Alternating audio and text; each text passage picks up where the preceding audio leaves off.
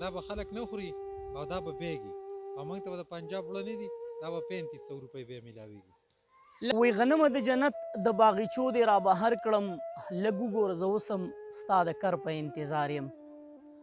ملګرو باران رحمت دی خو چې کله سیوا شي او یا په داسې ورځو کې شي نو زمونږ غریبانو دپاره بیا زحمت جوړ شي. یو څو ډېرې زیاتې اهم خبرې در سره کومه خپله رایه به را سره لازمي شریک کوئ چې وجه څه کیدی شي.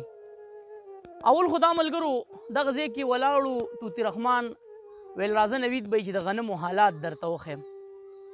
په دې سکرین تاسو ته ښکاري وایي که سبا چېرته په دې غنمو اوس هم باران وریږي وایي که سبا چېرته په دې غنمو باندې نور راوختو نو وایي دا به تیغې وباسي. لکه د دې غنم مثال داسې شو چې دا غنم بیا ځناور هم نه خوري. د دې نه به څنګه روټۍ پخېږي د دې نه به څنګه اوړه جوړېږي. لکه دا زمیندار چې کوم و بس دته هېڅ صله میلاو نه شوه. پته نشته چې زمونږ د اعمالو مسله ده که څه وجې کیدی شي. کمنټس کې را سره شریک کړئ ځکه په دې ورځو کې دا باران د زمیندار دپاره داسې دی لکه د ټوپک ډز.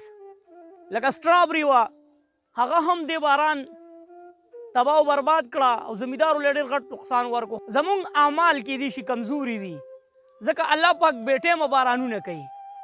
لکه په پېښور کې بله ورځ په 50 روپۍ باندې یو کس ولګېدو او هغه مړی وکړو. تاسو به هغه ویډیو کتلې ډېره زیاته په سوشل میډیا باندې وایرل وه چې یاره یو سورلی وه د رخشي والا سره ونښتو هغه 150 غوښتې رخشي والا او کسو ته ویل 100 روپۍ دله درکوم. لاس یې ورسره واچول لانجه وشوه چې کومه سورلی وه د هغې سره په بړه باندې تمانچه وه ډز ډز سړی ویشتو په 50 روپۍ باندې په پاکستان کې سړی ویشتلی کېږي.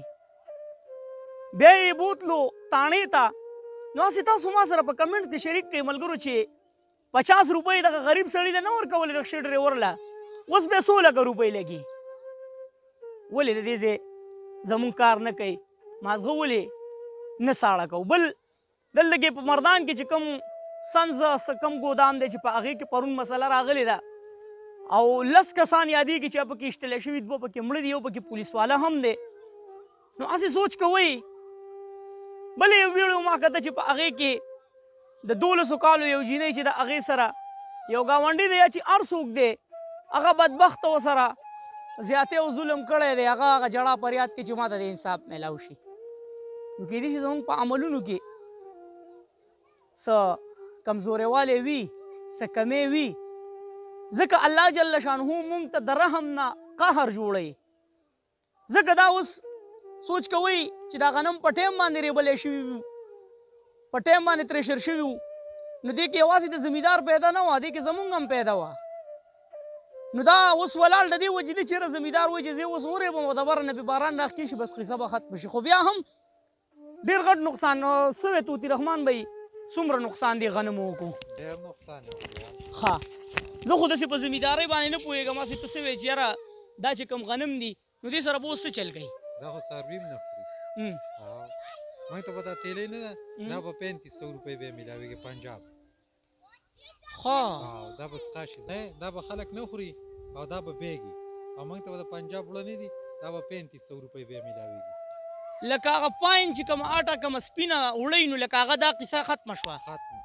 دا هغه سرو وړو کې هم نه راځي. نه دا مال ته هم بیا خلک دغه کوي دا خو څښا شو.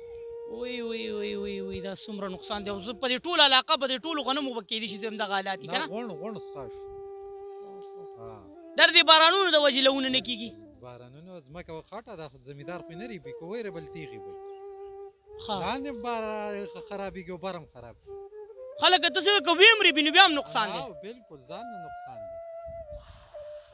هی هی ملګرو الله دې رحم وکړي. بس دغه یو څو خبرې مې در سره شریک کولې څومره واقعې بس تاسو په کلي علاقه باندې شوي تاسو په خپله کتلي نو بس الله دې رحم وکړي. بس خدای دې باران له صبر ورکړي ځکه چې څنګه طوطي رحمان به ووایي چې بیا به تاسو ته په 3500 روپۍ د پنجاب وړه میلاویږي نو په 3500 نو دا بحران چې کوم دی دا د غنمو دا بحران به بیا هغه ټایم له وځي چې کوم ټایم کې د غنمو قادسالي راځي او غنم نه وي لکه څنګه چې تروړه 3200 ته رسېدلې وه که نه که 3100 ته 3100 ته رسېدلې وه نو به دې پېرله چې دا حالات وي او د غنمو دا پوزیشن وي نو څه زمونږ عمل خراب دی او څه سیسټم آوټ دی د حکمرانانو نه هم چېرته د خیر فیصله ونه شوه چېرته د خیر خبر رانغلی نو دا حالات یې بیا چېرته مې الله خوا د آباد او خوشحاله ساته د لوی الله په امان